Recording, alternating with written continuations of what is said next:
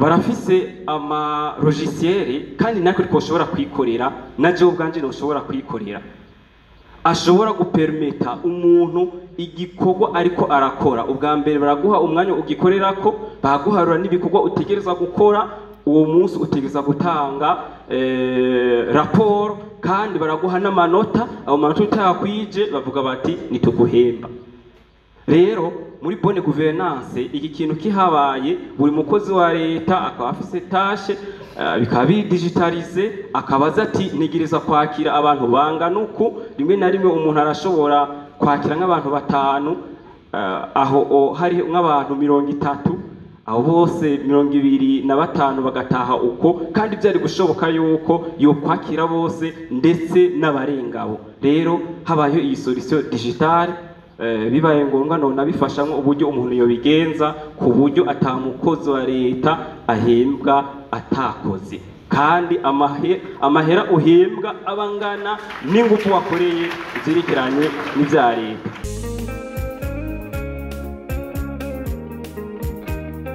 Banyakubahwa mwese muri ngaha tugira amahoro n'iterambere ryatese mu Burundi. Ku mazina nitwa Itangishaka Jean Estérique nkaba ndi umu ingénieur logiciel nkaba ndi umukozi wa leta ariko kandi nkaba ndi n'umurongozi wishira hamwe bijeje guhimiriza abantu gukoresha ubuhinga ubwenge mvaruganda ivyitwa intelligence artificielle yitwa Deep Learning Indaba Ex Burundi ni ishami ry'umugwi turi kumwe n'abandi ku mugabane wa Afrika kugira ngo dushobore gukora kuri ivyo guhimiriza abantu biteho ivyerekeranye n'ubwenge mvaruganda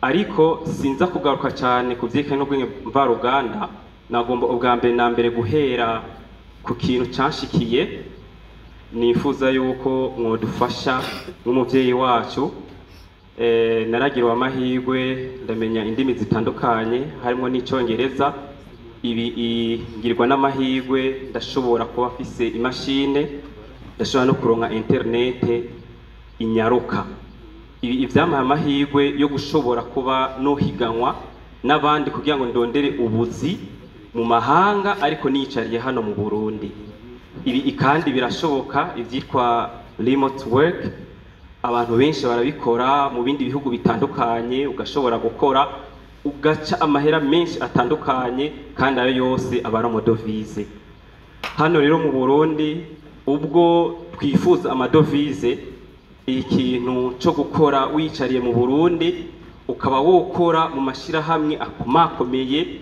yo kwisi kirashoboka kandi kuko iyi si bivananije na internet yahindutse nk'agasagara kamwe gatoyi aho umwe n'ubundi ashobora guhamagarana bakumvikana rero narakoze ndaronka ayo mahera ariko hageze uburyo no yaronka kugira ngo ashikire kuri konte yanje hano mu Burundi biranka bivananije n'inzira dukoresha mu guhembwa ivyitwa bya PayPal n'ibindi bitandukanye usanga hatariho amategeko na cyane cyane mu banki y'igihugu ashobora gutuma ayo mashira hamwe yo kurungikira amahera yawe kuri konte yawe ya hano mu gihugu cyo mu Burundi ibi byambereye imbogamizi ikomeye ku buryo kugira ngo ndayaronke shishika ndayaronka ndinda gucisha kundi muntu ari muri ivyo bihugu bitandukanye nacije nkunda gucisha ku muri Zunze za Amerika rero ndiko ndagerageza kuvugana n'aba bantu bajeje kuba boturonsa ano mahera barambwiye yuko hariho amategeko bisabwa yuko yobaho kugira ngo ivyo bintu bikunde rero nariko ndasaba ubwa mbere na mbere yuko ibihugu bimwe bimwe nka za Kenya n'ibindi biba byoroshe cyane abantu bagakora bibereye mu gihugu cyabo bakinjiza amadovize menshi cyane gose kandi bakayaronka no ku makonte yabo muri ico gihugu rero ibintu byose harabaho ico no kwitwa lobbying nziza lobbying kuri ayo mashirahamwe no kugurura amategeko ku buryo biba byoroshe uburyo twoshobora guhembwa mu buryo bworoshe hano mu Burundi. Nonagira ko shikiriza hariho n'ubundi buryo ibi bintu byo gushiraho amasheni ya YouTube, TikTok hamwe n'ayandi hano mu Burundi usanga tutaba twemerewe kubera ikibazo cyuko atarobingi runaka kuri ayo mashirahamwe iba yakozwe kandi ikozwe ico gihugu kica cemererwa. Notanga nk'akarorero uno munsi aha mu Burundi abantu barakoresha iyi ChatGPT kandi baremerewe. Abenshi nubwo muyikoresha kugira ngo bikunde yuko ishobora kwemererwa hano mu Burundi, novuga nagize nka lobbying muri ico gihe nari nagiye muri Ghana, hama hari habaye hariho abakozi bava muri OpenAI igijwe ChatGPT, hama turegirana turayaga ndabereka yuko n'igihugu cyacu bogishiramwo. Mu nyuma haciye nyindwi urwayaze yanyandike email rambwira ati nashoboye kwemeza ekipe yacu yuko n'ubundi twobushiramwo, ubu twabushizemwo, ubu urashobora kuyikonekita mu gihugu cy'u Burundi. Iyo email ndayifise abifuza no yibereka twaganiriye n'uwo muntu andungikira anyereka yuko iyo lobbying nagize yaciyemo. Rero ibi turashobora kubikora no mu bindi bintu byose. Hakaba hariho abantu muri leta muri abo mashirahamwe babonye ikintu igihugu cyacu gifise restriction batemererwa yuko tukironka, hakabaho kubaza, hakabaho kugerageza kubumvisha, hama ugasanga natwe muri ibyo bintu byose turimwo. Muri ico gihe tworonka amahera atari make cyane avuye kuri ibyo bintu. Hama ikigira kabiri nagomba gushikiriza, mwavuze ibyerekeranye na bonne gouvernance. Muri ko gukorera ayo mashirahamwe mpuzamakungu, nagomba kwamenyesha yuko amahera baguha uba wayakoreye, nta bintu byo kurya amahera utakoreye. Ariko ndiko ndaraba muri kino gihugu cyacu rimwe na rimwe ndanagira n'intuntu kubera navuze yuko no muri leta ndakorerayo, aho usanga umuntu ashobora gutaha atakoze. Barafise ama logiciel kandi nako twoshobora kwikorera, naje ubwanje no ushobora kwikorera, ashobora gupermeta umuntu igikorwa ariko arakora. Ubwa mbere baraguha umwanya ugikorerako, baguharura n'ibikorwa utegereza gukora uwo munsi, utegereza gutanga raporo, kandi baraguha n'amanota. Abo manota utayakwije bavuga bati nituguhemba.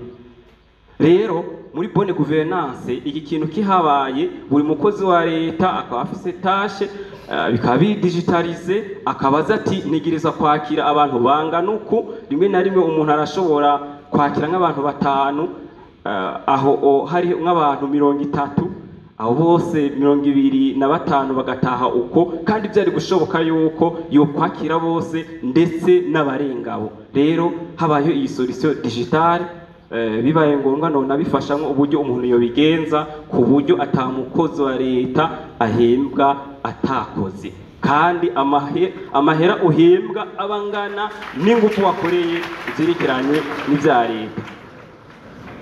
Ikindi gikurikirana agomba gutanga intererano, mwabuze muti amalogiciel canke ayandi maproduit y'ivyerekeranye n'ivya TIC, usanga Uburundi buri ko buratakaza uburyo mu kuyakura hanze.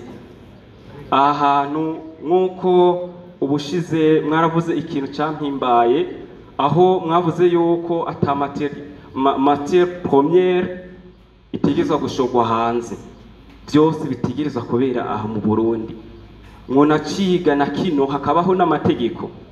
Amalogiciel usanga akoreshwa muri domaine ya santé, mu mahopitale, mu mafarmasi dogro, akenshi usanga yavuye hanze, ndetse no mu mabanki nuko.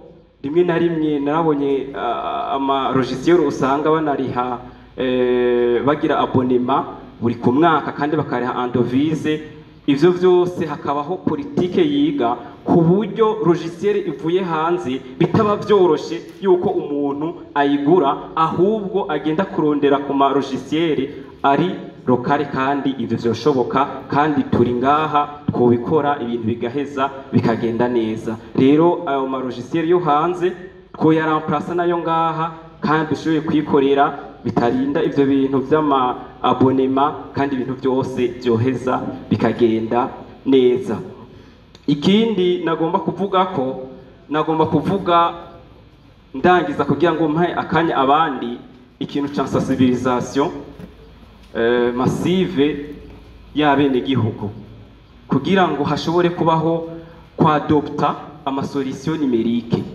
Iyi kintu kirahuze, urashobora gusanga umuntu agiye kurondera amadokima runaka bimusaba yuko agira paiement en ligne, nk'akarorero uri kurarondera nk'ama attestation runaka ukoresheje rimikashi birakunda n'izindi birakunda, ariko ugasanga uwo muntu biramugora uburyo yoshobora gupeya attestation akoresheje rimikashi, akarinda kugenda ku muntu w'umu aja, hama uwo mu aja yategeza kuriha n'ibihumbi 3 akaca mubwira ati n'ibihumbi 3,500. Amajana 5 uwo mu aja akaca yashira mu mufuko atakiyo na kimwe yashoboye gukora yafatiye kuri ignorance y'uwo muntu, mu gihe uwo muntu asanzwe afise n'ibihumbi 100 kuri rimikashi yiwe, ariko akarinda gushirako mahera amajana 5. Rero birakwiye yuko twigisha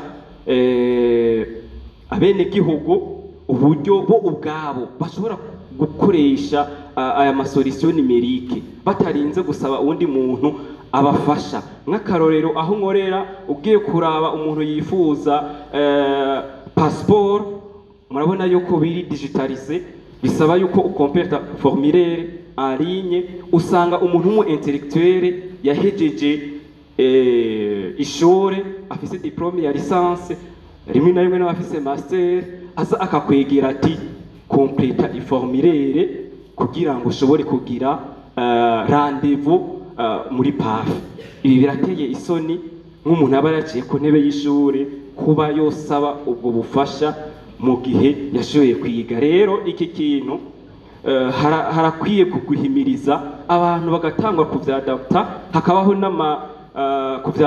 hakabaho n'amategeko runaka yoshobora gufasha abantu kugira ngo bashobore kubyasimira mu buryo bworoshe cyane gose. Iyi niyo ntererano nagomba gutanga. Reka Imana ibaturindire kuri kano karyo mufata kugira ngo mwumve ivyumviro vyacu. Turabifise ni vyinshi aha nagabanije kugira ngo n'abandi bashikirwe. Imana yaduhezagira imizina ryayo.